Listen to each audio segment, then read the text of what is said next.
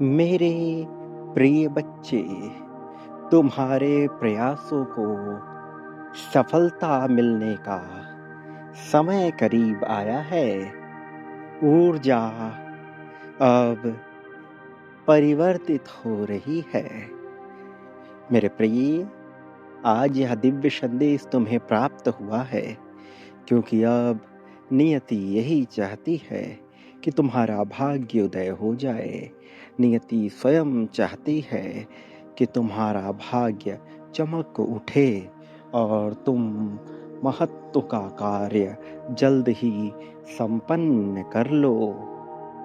मेरे प्रिय बच्चे, भावनाएं तुम्हारी बहुत बार आहत हुई हैं। कई बार लोगों के व्यवहार से, उनकी वाणी से, उनके कहे गए कटु वचनों से, तो कई बार उनकी क्रियाओं से तुम आहत भी हुए, तुम विचलित भी हुए, तुम परेशान भी हुए, तुम हारे, तुम बिखरे, तुम टूटे, लेकिन तुमने उम्मीद का दामन नहीं छोड़ा। तुमने आस्था नहीं छोड़ी, तुमने श्रद्धा का भाव नहीं त्यागा, और तुम्हारी यही खूबी तुम्हें औरों से अलग बनाती है। तुम्हारी यही खूबी तुम्हें श्रेष्ठ बनाती है, तुम्हें जीतने योग्य बनाती है। मेरे प्रिय बच्चे, जो मनुष्य जीतने योग्य होता है, वह वास्तव में दैवीय शक्तियों वाला हो जाता है। देवताओं का उस पर आशीर्वाद बिखरने लगता है। उसे लगता है कि कुछ भी उसके लाभ का नहीं हो रहा, किंतु वास्तविकता में ऐसा नहीं होता। पर्दे के पीछे जो कहानी रची जाती है, वह अक्सर सबको समझ नहीं आती। थोड़ी अलग होती है, थोड़ी विचित्र होती है, लेकिन जब यह घटित होकर अपने निष्कर्ष रूप में उभर आती है, तब लोगों के मन में यह भाव उत्पन्न होता है, मानो कि वह जिसके साथ यह घटा बड़ा ही सौभाग्यशाली है, सौभाग्य से युक्त है। किंतु वास्तविकता में सच्चाई क्या है, क्या तुम यह जानते हो? वास्तविकता में सच्चाई यही है कि उसके ऊपर कृपा पहले से ही थी, बस सही मौके का इंतजार था। वास्तव में कृपा तो पहले से ही थी, बस अभी उसका संघर्ष चल रहा था, अभी उसकी परीक्षाएं चल रही थी। एक समय के बाद ये परीक्षाएं भी पूर्ण रूप से समाप्त हो जाती हैं। एक समय के बाद कोई संघर्ष शेष नहीं रहता। वास्तव में प्रारंभिक समय में संघर्ष का होना आवश्यक भी है। यदि पूर्ण रूप से संघर्ष समाप्त हो जाए, तो मनुष्य सही फैसले ले ही नहीं पाता, और मनुष्य का सही फैसले लेना बहुत जरूरी है। सही फैसले लेने के लिए मनुष्य को निर्णायक बनना ही पड़ता है। कई बार उसके फैसले उसके ही जीवन के सुविधाओं के विपरीत हो जाते हैं, लेकिन अंतिम परिणाम ज्यादा मायने रखता है।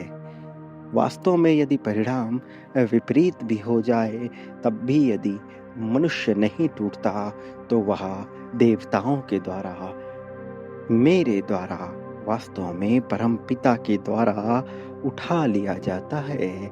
इसका अर्थ यह हुआ कि अब उसका उद्धार स्वयं यह प्रकृति करती है। फिर उसे इतना कुछ मिलता है जिसकी कोई सामान्य मनुष्य कभी कल्पना भी ना कर सके। मेरे प्रिय बच्चे, यह जीवन चुनौतियों से सदैव ही भरा रहेगा, चाहे यह रुचिकर लगे अथवा नहीं। चुनौतियां तो इस जीवन का अभिन्न हिस्सा हैं। यहाँ चुनौतियों से घबराने वाला विजेता नहीं बनता।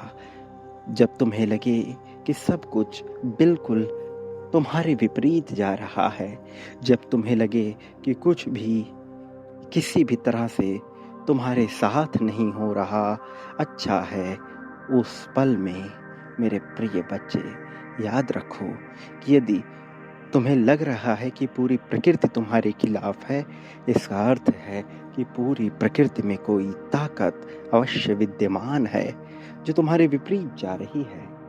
तो वही ताकत परिवर्तित होकर तुम्हारे पक्ष में भी हो सकती है। ये प्रामाणिकता है किसी अन्य ताकत के होने की।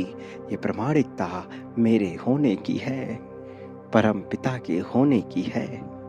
मेरे प्रिय बच्चे, जब यह प्रमाणित हो ही जाए तो फिर तुम्हें चिंता की आवश्यकता क्या, क्योंकि मैं सदैव तुम्हें उठाने के, तुम्हारा उद्धार करने के, तुम्हारा उत्थान करने के प्रयास में ही हूँ। मैं चाहता हूँ कि तुम जानो, तुम मानो, कि तुम समझो कि तुम कितने योग्य हो, कि तुम कितने श्रेष्ठ हो, कि तुम्हारा महत्व कितना विशाल है, कि तुम कितने महत्वशाली हो। मेरे प्रिय बच्चे, तुम श्रेष्ठता की मिसाल बनोगे, तुम जीत की मिसाल बनोगे, और इसमें कोई संदेह नहीं कि जल्द ही तुम्हारा उद्धार होगा। इसमें कोई संदेह नहीं कि जल्द ही कहानी अलग होगी।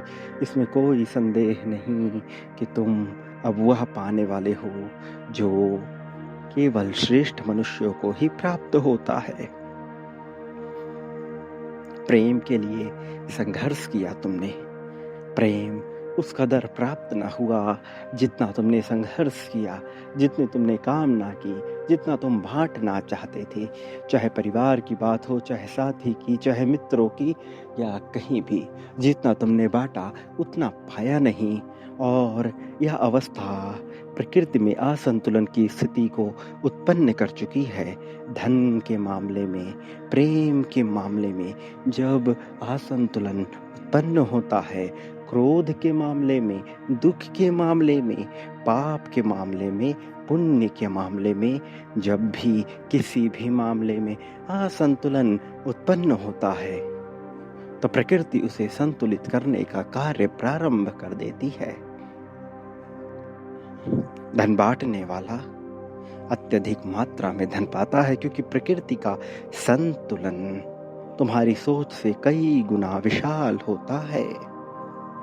जब तुमने क्रोध बांटा तो बदले में और भी ज्यादा क्रोध पाओगे। इसका अर्थ यह है कि तुम्हें क्रोधित किया जाएगा। इसका अर्थ यह है कि तुम्हारे ऊपर क्रोध बरसाया जाएगा। तुमसे उच्च श्रेणी के जितने भी लोग हैं, तुम उनके क्रोध का शिकार बनोगे, क्योंकि तुमने प्रकृति में क्रोध के बीज बोए हैं। इसी तरह जब तुम दान करोगे, जब तुम धन बांटोगे, तो बदले में तुम इतना ज्यादा धन पाओगे जिसकी तुमने कभी कल्पना भी नहीं की होगी। कारण प्रकृति संतुलन करती ही है, और उसका संतुलन तुम्हारी सोच से कई गुना विशाल है। तुम्हें यह समझना होगा। और अब जबकि तुमने प्रेम के मामले में अत्यधिक बांटा है किंतु उतना पाया नहीं है, तो प्रकृति इसे संतुलित करने का कार्य भी अवश्य करेगी। और फिर तुम इतना प्रेम पाने वाले हो जिसके बारे में तुम सोच भी नहीं सकते, क्योंकि यहाँ हिसाब तुम्हारी सोच से कई गुना विशाल है। प्रकाश की चाल से भी तेज कल्पनाओं की चाल है, और यह अनंत है, असीम है, अद्भुत है, अप्रतिम है। मेरे प्रिय बच्चे, जीवन रूपी इस जीव में क्या क्या विद्यमान है तुम्हें ज्ञात नहीं, किंतु मूर्त रूप में उपस्थित यह जीव ही मेरा वास्तविक स्वरूप बनता है। प्रिय बच्चे, तुम धीरे धीरे इस बात की गहराई को समझ जाओगे। किंतु अभी तुम यह अवश्य जानो कि तुम्हारे जीत की कहानी रची जा रही है। यह अवश्य जानो कि अब तुम उद्धार की श्रेणी में आ चुके हो। यह अवश्य जानो कि अब तुम बहुत आगे बढ़ोगे, कि अब तुम बहुत कुछ प्राप्त करोगे। प्रिय बच्चे, खोज पूर्ण हुई। सृष्टि अब तुम्हारे जीत की कहानी अवश्य देखेगी। याद रखो, तुम इस संसार में जो कुछ भी बांटोगे बदले में वही पाओगे। प्रेम, धन, संपत्ति, समृद्धि, खुशहाली, सुख, दुख, शोक, दोष, ईर्ष्या, द्वेष, जलन, नफरत, अपनापन, लगाओ, मित्रता, शत्रुता, दुराव, सब कुछ। क्या पाना चाहते हो वह भी बांटो।